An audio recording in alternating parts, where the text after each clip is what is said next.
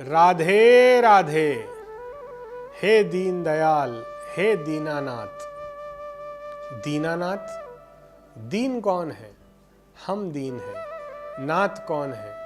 परमात्मा हमारे नाथ है। इसीलिए हम दीन बंधु दीनानाथ कहते हैं।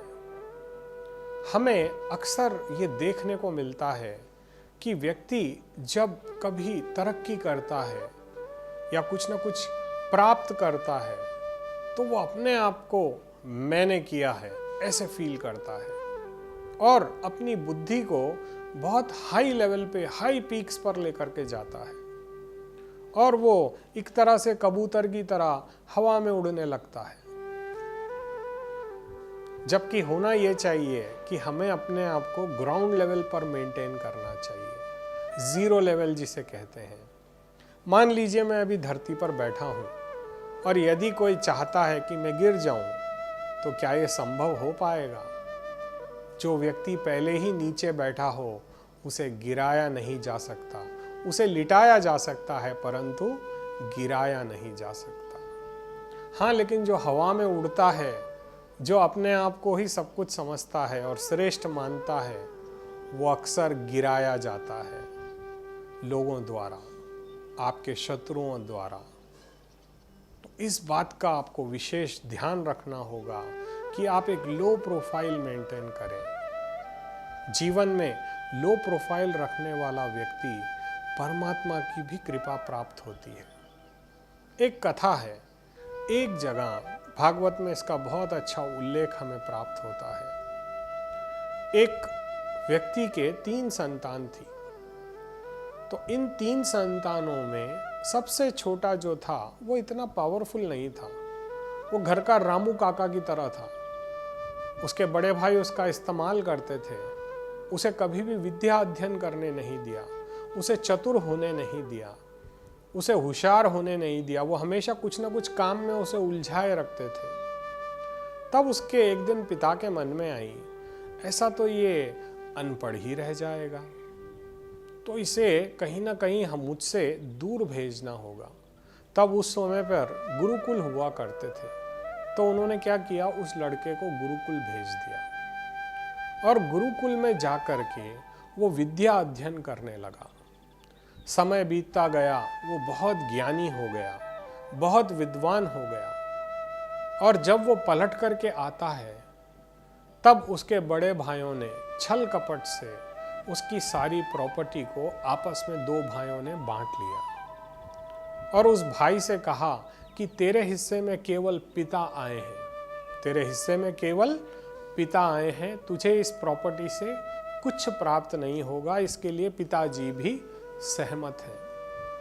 अब पिता बेचारे वृद्ध थे, वो क्या कर सकते थे, परंतु उन्होंने ज्ञान की दिव्य ज्योति अपने छोटे बालक को प्रदान कर दी थी, जिसकी वजह से अब वो ज्ञानी हो चुका था।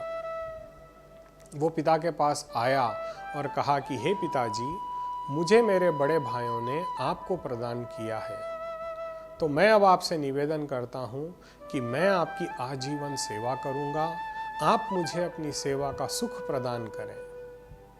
तब उनके पिता ने उनसे कहा कि यहाँ से कुछ दूर पे कुछ ऋषि स्वर्ग जाना चाहते हैं और वो नित्य प्रति हवन करते हैं और उस हवन में कुछ ना कुछ त्रुटि वो कर बैठते हैं और इस त्रुटि की वजह से उनका सारा यज्ञ निष्फल जा रहा है। और तुम क्योंकि ज्ञानी हो और मैं तुम्हें जो मार्ग बता रहा हूँ, इस मार्ग को तुम जा करके उन ऋषि कुमारों को प्रदान करो, जिसके यज्ञ की कृपा से उन्हें स्वर्ग की प्राप्ति होगी और जो कुछ वहाँ पे धन बचा रहेगा यज्ञ होने के बाद, वो सहर्ष खुशी के साथ वो तुम्हें प्रदान कर देंगे। तब वो लड़का पिता की आज्ञा पा करके उन ऋषि कुमारों के पास गया और उन्हें समझाया कि इस यज्ञ में वो कहाँ किस प्रकार की त्रुटि कर रहे हैं। देखिए, ग्राउंड लेवल पर जब आदमी रहता है तो उसे तत्काल में समझ में आ जाता है कि वो भूल कहाँ कर रहा है, लेकिन व्यक्ति की बुद्धि यदि उड़ारू रहे, यानी कबूतर की तरह अगर वो हवा में उड़ता रहे, तो वो अहम ब्रह्मास्मि के नशे में मद हो जाता है और हर किसी को तुच्छ समझता है। परंतु उन ऋषि कुमारों ने उस बालक की बात को गंभीरता पूर्वक लिया और उन्होंने अपनी गलती को स्वीकार किया और पुनः यज्ञ प्रारंभ किया। जैसे ही यज्ञ समाप्त हुआ, वो स्वर्ग की ओर आसीन हुए। तब जाते जाते उन ऋषि कुमारों ने उस बालक को जो बचा हुआ धन धान्य था वहां पे, वो सारा कुछ प्रदान कर दिया और वो चले गए। अब उसी समय थोड़ी देर के बाद भगवान रुद्र के सेवक उस यज्ञ मंडप की ओर दौड़ आए और जैसे ये राजकुमार यहाँ से सारी वस्तुएं उठा रहा था, तब उन रुद्र के सेवकों ने उसे रोक दिया और कहा कि यह बात निश्चित हुई है कि यज्ञ में जो भी सामग्री बचेगी वो भगवान रुद्र की होगी। इस पर किसी और व्यक्ति की कोई संपत्ति के अधिकारी नहीं है। तब उस बालक ने कहा कि मेरे पिता ने मुझे ये आज्ञा दी थी कि जो भी बचा रहेगा वो ऋषि तुम्हें प्रदान करेंगे और मैंने ऋषियों से आज्ञा ली है। देखिए कितनी सरलता, कितनी अच्छाई उस व्यक्ति में थी, जिसके पास सारा धन लुट गया है, जिसको भाइयों ने घर से निकाल दिया है, जिसको ऋषि कुमारों को मार्ग दिखाने के बावजूद धन प्राप्त नहीं हो रहा है, फिर भी उसने अपनी ग्राउंड टू अर्थ वाली नेचर को नहीं छोड़ा और बड़ी ही विनम्रता से उसने कहा कि मेरे पिताजी ने तो मुझे ये आज्ञा दी थी। तब रुद्र के सेवकों ने कहा कि तुम जाओ और अपने पिताजी से इस बात का पूछो कि भाई ये जो बचा हुआ सामग्री होती है इस पर किसका हक है। तब वो बालक पुनः लौटकर अपने पिता के पास आता है और जो कुछ वहाँ हुआ ये सारी घटना वो अपने पिता को सुनाता है। तब पिता उनके बहुत बड़े धर्मज्ञ थे, धर्म को बहुत डीपली मानने वाले थे। उन्होंने कहा कि हाँ, यज्ञ में जो सामग्री शेष रह जाती है इस पर भगवान रुद्र के अनुचरों का ही भाग होता है बेटा, तुम उन्हें सहर्ष इसे जाकर के दे दो। अब यहाँ सोचने वाली बात यह है कि अगर उस समय कलयुग होता तो क्या वो बच्चा उतनी ईमानदारी से बोल पाता? नहीं बोल पाता। आज के युग के लोग केवल स्वार्थी हो गए हैं, कैसे भी करके सामने वाले से कैसे उस धन को हासिल कर लें, कैसे प्राप्त कर लें, इस माया में, इस उधेड़ बूंद में लगे रहते हैं। हमने एक ऐसा भी व्यक्ति देखा जिसने करोड़ों रुपए कमा लिए परंतु कैंसर हो गया या रोड एक्सीडेंट हो गया या किसी न किसी कारण से उसकी मृत्यु हो गई। अब जिस धन के लालच में उसने धन तो एकत्रित कर लिया, लेकिन क्या वो उसका उपभोग कर सका? नहीं, उसका उपभोग वो नहीं कर पाया। क्यों? क्योंकि परमात्मा की इच्छा नहीं थी। वो ग्राउंड टू अर्थ नहीं होता। जीवन में अक्सर ऐसा देखा जाता है कि जिसके पास धन धान्य के खजाने भरे हैं उसे शुगर की बीमारी होती है, वो मीठा नहीं खा सकता। अगर वो खाना भी खाता है तो इंसुलिन लेके खाता है। सोचिए कैसा नरक तुल्य जीवन उस व्यक्ति को प्राप्त हुआ है, जिसके पास आज धन तो है परंतु वो कुछ खा नहीं पाता। अक्सर ऐसा देखा जा रहा है और इसका प्रमुख कारण है कि हम आज भगवान को और भगवान के मन से हम दूर हो चुके हैं। भगवान को हम भुला बैठे हैं और इस संसार को अपना समझ बैठे हैं। ये संसार, इवन ये शरीर जो हमारा नहीं है, ये भी नश्वर है। हमें इसे भी छोड़ करके जाना होगा।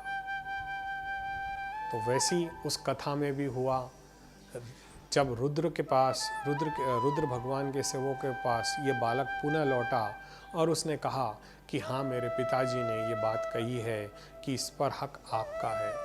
रुद्र के सेवक बहुत प्रसन्न हुए और कहा कि तुमने बहुत सच्ची निष्ठा के साथ उनको कार्य किया है।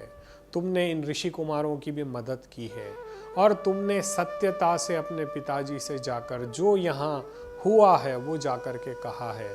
और तुम्हारे पिता भी ब्रह्मनिष्ठ हैं, उन्होंने भी बड़ी सरलता से सच्चा उत्तर दिया है। इसी से हम प्रसन्न होकर ये सारा धन, ये सारा वैभव जो ये छोड़ करके गए हैं, हम खुशी से तुम्हें प्रदान करते हैं। देखो, जिन भाइयों ने लालच में आकर के अपने पिता की सारी संपत्ति खा ली, परंतु उनसे भी ज़्यादा धन रुद्र भगवान के अनुचरों ने उन्हें प्रदान कर दिया और उन्हें ऐसी दिव्य स्मृति प्रदान की जिससे भगवान की कृपा, शिव की कृपा उन पर बनी रहे। देखिए, भगवान अनंत है, उसकी कृपा भी अनंत है। हमें केवल अपने मन से परमात्मा को जोड़ना होगा, अपने मन से परमात्मा की आराधना करनी होगी, तभी हम हर वो सुख प्राप्त कर सकते हैं जो हमारे लिए भगवान ने प्रदान किया है। और इसके लिए हमें सरल होना बहुत आवश्यक है और इसके लिए हमें ग्राउंड लेवल 0 पर रहना होगा, अपने आप को झुकाना होगा। देखिए, जब इंसान झुकता है तो उसे कुछ प्राप्त होता है। जब हम माता पिता के श्री चरणों को प्रणाम करते हैं तो हमें झुकना होता है। हम जब भगवान को प्रणाम करते हैं तो हमें झुकना होता है। यदि व्यक्ति हर किसी कार्य में झुक करके चले, भगवान को अपना मान कर चले, तो क्या उसके जीवन में कभी कोई चीज़ की कमी हो सकती है? कभी नहीं हो सकती। आज हमें इस बात को समझना होगा कि हमें क्या हासिल करना है, परमात्मा की कृपा या ये मटेरियलिस्टिक सुख। देखिए, जीव जंतु पशु पक्षी भी यहाँ पे 84 लाख योनियाँ हैं। क्या वो लोग सुखी नहीं हैं? क्या उनको संतान नहीं है? क्या उनको परमात्मा अन्न नहीं देते? क्या उनको भगवान जल नहीं देते, वायु नहीं देते? क्या नहीं देते? आपको पता है, 84 लाख योनियों में केवल मानव एक, अगर 84 लाख में से एक निकाल दें तो बचा कितना? 83,99,999 लोगों को उस परमात्मा की कृपा प्राप्त है और उनका जीवन उसकी कृपा से चल रहा है। केवल मनुष्य ही एक ऐसा प्राणी है जो अपने आप को सर्वश्रेष्ठ बताने पर तुला है। जितना आप सरल बनोगे, जितना आप अपने मन को भगवान में तल्लीन करोगे, तभी आप परमात्मा की कृपा प्राप्त कर पाओगे। जीवन में यदि हम परमात्मा की कृपा अपने घर में, अपने बच्चों में और अपने परिवार में यदि लाना चाहते हैं तो हमें झुककर चलना होगा, क्योंकि हमेशा उठता वही है जो झुक करके चलता है। अक्सर देखा जाता है ना, सीधे झाड़ पहले काटे जाते हैं और जो झाड़ वृक्ष जो आड़े टेढ़े होते हैं उन्हें काटने में समय लगता है और उनका टहना भी नीचे से बड़ा मजबूत होता है। कभी हो सके तो बरगद के पेड़ को देखिए, कितना बड़ा बरगद का पेड़ होता है, वो धरती से जुड़ा होता है। पीपल का पेड़ देखिए, उसकी जड़ें जमीन के अंदर तक फैल जाती हैं, दूर दूर तक फैल जाती हैं और चाहे कितनी भी आंधी आए या तूफान आए या कुछ भी आ जाए, इन वृक्षों को कोई हवा हिला नहीं सकती। और वहीं आप अशोक का झाड़ देखिए, लंबा तो बहुत होता है परंतु एक तेज हवा का झोंका उसे धरती के धराधाम से उखाड़ फेंकता है।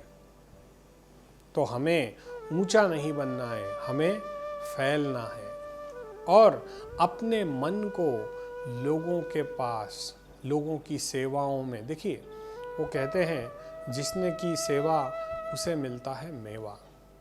तो आज की इस कथा से, इस भागवत के इस अध्याय से हमें ये सीखने को मिला कि भले ही हमारा धन चले जाए लेकिन हमें टैलेंट की कमी नहीं होनी चाहिए। वो बोलते हैं ना, कोई किसी का धन चुरा सकता है लेकिन कोई किसी का भाग्य नहीं चुरा सकता। और वैसा ही इस बालक के साथ हुआ। इसने भले ही अपने भाइयों से कोई धन प्राप्त नहीं किया, परंतु परमात्मा की कैसी विचित्र कृपा हुई, उसके पिता का कैसा उसे दिव्य आशीर्वाद प्राप्त हुआ कि उसने जो धन यदि उसके भाइयों से उसे प्राप्त भी हो जाता तो उसे वो सुख समृद्धि नहीं दे पाता जो धन रुद्र भगवान के अनुचरणों से प्रदान किया। न केवल धन प्रदान किया, अपितु दुनिया के आशीर्वाद उन्हें दिए। तो हमें भी ये सोचना होगा कि हम हर पल आशीर्वाद जमा करें, जहाँ जाएं सेवा का भाव रखें, लोगों की सेवा में अपने मन को लगाएं और परमात्मा की सेवा में अपने तन को लगाएं और अपने जीवन को पुनीत करें। राधे राधे।